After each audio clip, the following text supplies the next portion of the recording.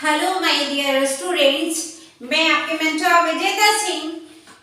अभी इकोनॉमिक्स के इस चैप्टर में मेरे साथ फटाफट कनेक्ट हुई। आज हम लोग पढ़ेंगे बैलेंस ऑफ पेमेंट और मैं पूरी कोशिश करूंगी कि आपके एक भी डाउट नहीं जाए एग्जाम हॉल तक, आप बेहतरीन परफॉर्मेंस करें। तो आइए फटाफट, अच्छा लगता है वीडियो तो लाइक शेयर सब्सक्राइब करेंगे आप लोग। आ जाइए फटाफट कनेक्ट होइए।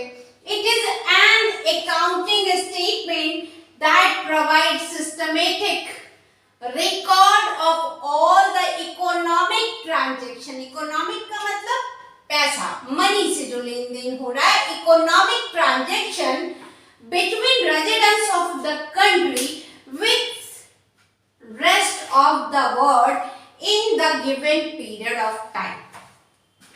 Definition क्या कह रही है कि जितने भी इकोनॉमिक ट्रांजैक्शन होते हैं किसी भी कंट्री के, हमारी कंट्री की दूसरी कंट्रीज के साथ, यानी इंडिया का अदर फॉरेन कंट्रीज के साथ जितना भी इकोनॉमिक ट्रांजैक्शन होगा उसको हम लोग कहाँ राइट डाउन करेंगे, कहाँ स्टेटमेंट बनाएंगे? बैलेंस ऑफ पेमेंट में बनाएंगे। बैलेंस ऑफ पेमेंट का मतलब जितने भी अकाउंट वाले स्टूडेंट्स हैं सबको पता है कि बैलेंस ऑफ पेमेंट क्या होता है। कि ऐसा स्टेटमेंट बुक होती है जहां पे गवर्नमेंट अपनी सारे लेन देन को, जितने भी लेन देन एक कंट्री के दूसरे कंट्री के साथ हो रहे हैं, उनको कहीं ना कहीं एक रिकॉर्ड की फॉर्म में रखती है। तो यहाँ पे आपको क्या बता रहा है कि जितने भी मनी से रिलेटेड ट्रांजैक्शन हुए हैं एक गिवन पीरियड ऑफ टाइम में, वो सारे हम कहाँ पढ़ेंगे? बैलेंस ऑफ पेमेंट में पढ़ेंगे। अब देखिए बैलेंस ऑफ पेमेंट का मतलब, यहाँ पे trading of visible items, balance of trade. Visible items का मतलब जो दिखते हैं, जो आपको दिखाई दे रहे हैं, जो आप छूकर महसूस कर रहे हैं, देख रहे हैं, टेंजिबल, जितने भी टेंजिबल्स गुड है आपके, वो सारे के सारे विजिबल आइटम होंगे। तो उनको हम लोग कहाँ रख रहे हैं? सबसे पहले trading of visible items to balance of the trade, सबसे पहले उनको रखेंगे।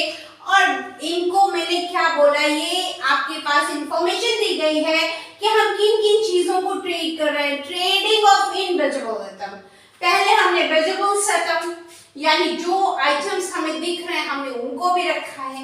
इनविजिबल आइटम्स को भी हमने यहाँ पर रखा है।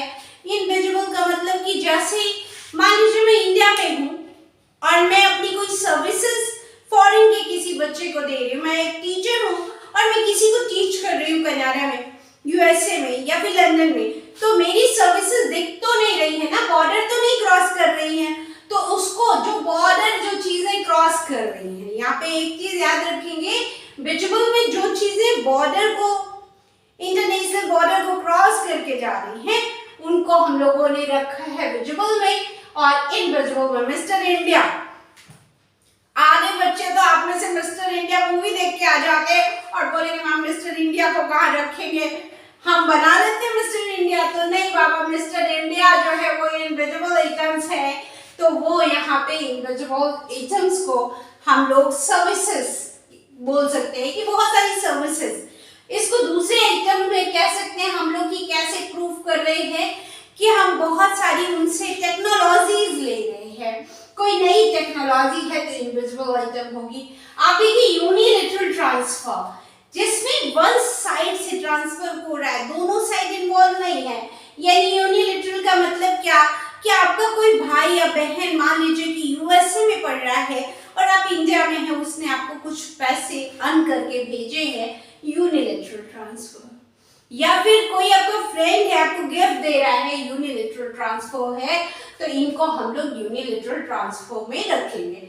और नेक्स्ट वन है कैपिटल। कैपिटल का मतलब क्या? जितने भी एसेट्स होते हैं उनको हम लोग कैपिटल ट्रांजैक्शन में दिखाते हैं। तो ये चार तरीके हैं हमारे पास पूरे बैलेंस ऑफ पेमेंट के अंदर कि हम इन चार तरीकों से शो ऑफ कर रहे हैं कि हमारे पास क्या क्या आइटम्स आए हैं या इस इकोनॉमिक ट्रांजैक्शन में हमने कितनी चीजों को, इन चार आइटम्स को दिखाना है।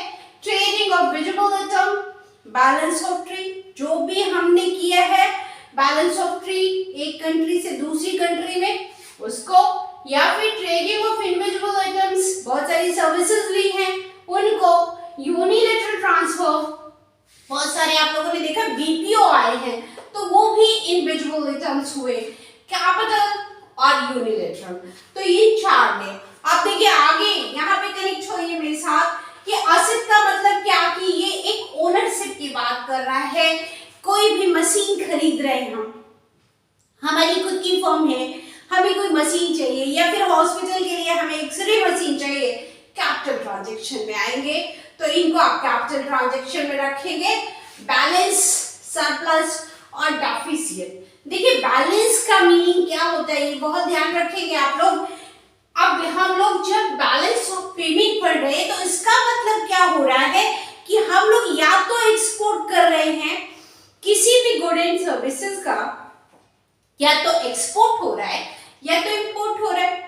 और एक्सपोर्ट, अगर यहाँ पे एक्सपोर्ट अधिक होगा तो क्या होगा, और अगर इंपोर्ट अधिक होगा तो अगर बैलेंस है तो इसका मतलब डेबिट साइड और क्रेडिट साइड बिल्कुल बराबर है। Debit is equal to credit, यानी आपके पास डेबिट भी हुआ बराबर और क्रेडिट भी, तो वो बैलेंस हो गया कि जितना खरीदा उतना बेचा, दोनों बराबर है। सरप्लस का मतलब क्या हुआ, पैसा बाहर कम गया, फ्लो कम किया है हमने, लेकिन हमें क्रेडिट ज्यादा हुआ, हमने दिया कम है किसी अदर कंट्री को, डेबिट कम हुआ है, क्रेडिट ज्यादा हुआ है, तो डेबिट आपके पास ज्यादा है और क्रेडिट कम है। डेफिसिट का मतलब मैंने बजट में भी आपको कंफर्म किया हुआ है, बजट नहीं देखा है तो जाकर देखिए। डेबिट आपके पास बहुत ज्यादा हो गया, बहुत घाटा लग रहा है कंट्री को, डेबिट ज्यादा क्रेडिट कम, यानी घाटे में है गवर्नमेंट, तो वहां पे डेफिसिट होगा। तो ये तरीके से हम लोग, यानी एक तरफ हमने डेबिट अकाउंट रखा है और दूसरी तरफ क्रेडिट। जितने भी अकाउंट वाले स्टूडेंट है ना उनको डेबिट क्रेडिट बहुत अच्छे से पता है। जो आर्ट्स वाले हैं उनके लिए है कि डेबिट में जो भी हम लोग आउटसाइड किसी कंट्री को देते हैं पेमेंट, उसको बोलते हैं डेबिट साइड, और जो किसी कंट्री से पेमेंट लेते हैं उसको बोलते हैं इनसाइड। फ्लो हो रहा है, पैसा आपकी कंट्री में आ रहा है तो उसको हम लोग इनसाइड में रखेंगे। बहुत सारे तरीकों से पैसा आता है, आपकी जितने भी लोग जॉब्स करते हैं उनका पेमेंट आता है, या फिर हम कोई लोन लेके किसी गवर्नमेंट के कोई लोन लेके आती है वहां के बैंक से, वो भी पैसा इंडिया में आता है, या कोई गिफ्ट आता है वो भी इंडिया में आता है, तो वो सारा का सारा इनसाइड हो रहा है। लेकिन हम लोग मसाले बेच रहे हैं तो पैसा आ रहा है। तो इस तरीके से हमें इन चीजों को भी ध्यान रखना है कि हम बिजनेस कर कैसे रहे हैं, जितनी भी गुड एंड सर्विसेज दे रहे हैं। आप देखिए यहाँ पे आपके पास अकाउंट के टाइप कैसे हैं, टू टाइप ऑफ अकाउंट है, एक करंट अकाउंट है और दूसरा कैपिटल अकाउंट। एक करंट अकाउंट है और दूसरा कैपिटल अकाउंट है। तो करंट अकाउंट के अंदर हम कौन सी चीजें रख रहे हैं और कैपिटल अकाउंट में जितने भी विजिबल आइटम्स हैं, जो चीजें आपको बॉर्डर क्रॉस करते हुए दिखाई दे रही हैं, टेंजिबल गुड्स हैं, उन सब को हम लोग रखेंगे करंट अकाउंट में। ट्रेडिंग कर रहे हैं आप इनविजिबल आइटम्स की, ट्रेडिंग का मतलब होता है व्यापार करना, एक कंट्री का दूसरी कंट्री के साथ जो बिजनेस हो रहा है, जो ट्रांजैक्शन हो रहा है। इनविजिबल आइटम्स जितनी भी आपने सर्विसेज ली है, जितनी भी टेक्नोलॉजीज ली है इंटेंजिबल, उनको भी हम लोगों ने इनविजिबल आइटम्स को भी यहाँ पे रखा हुआ है। और यूनिलैटरल ट्रांसफर जिसमें वन साइडेड है, इन तीनों को उठाइए और करंट अकाउंट में रख दीजिए। अब आइए कैपिटल यानी एसेट्स में ट्रांजैक्शन, जहां पे एसेट यानी कोई मशीन खरीदी जा रही है या कोई चीज आप इंडिया के अंदर ला रहे हो, तो उनको हम लोग कहाँ रख रहे हैं, कैपिटल अकाउंट्स। तो या तो इनसाइड आ रहा है, इंपोर्ट हो रहा है, या तो एक्सपोर्ट हो रहा है, दोनों को रखना है आपको। तो यहाँ पे कैपिटल अकाउंट में आप देखिए कैसे कैपिटल अकाउंट में किन चीजों को रखा है। तो प्राइवेट ट्रांजैक्शन, किसी भी कंट्री के अंदर बहुत सारे प्राइवेटाइज लोग आते हैं और अपना खुद का बिजनेस स्टार्ट करते हैं, तो प्राइवेट ट्रांजैक्शन या फिर ऑफिशियल ट्रांजैक्शन दोनों हो सकता है। किसी ऑफिस के लिए आप कोई मशीन खरीद रहे हैं, कोई भी इंस्ट्रूमेंट लेके आ रहे हैं, कोई टेक्नोलॉजी लेके आ रहे हैं। एफडीआई का मतलब होता है फॉरेन डायरेक्ट इन्वेस्टमेंट। एफडीआई मैंने शॉर्ट में लिखा है फॉरेन डायरेक्ट इन्वेस्टमेंट। अभी आपने देखा कि मोदी जी फॉरेन गए तो उन्होंने अपनी पहली स्पीच में डिमांड किया कि बहुत सारी कंट्रीज हमारे यहाँ आ सकती हैं, हमारे पास वो सारे कंपोनेंट फुलफिल हो रहे, वो सारे स्तंभ है हमारे पास जिससे हम बहुत अच्छा बिजनेस कर सकते हैं। ऐसा क्यों बोला कि जब फॉरेन डायरेक्ट इन्वेस्टमेंट आएगा तो आपके पास नेचुरली बहुत बड़ी कैपिटल आती है किसी कंट्री में, और जब कैपिटल आएगी तो आपके पास बहुत सारे एम्प्लॉयमेंट जनरेट होते हैं, बहुत से यूथ के लिए काम आता है।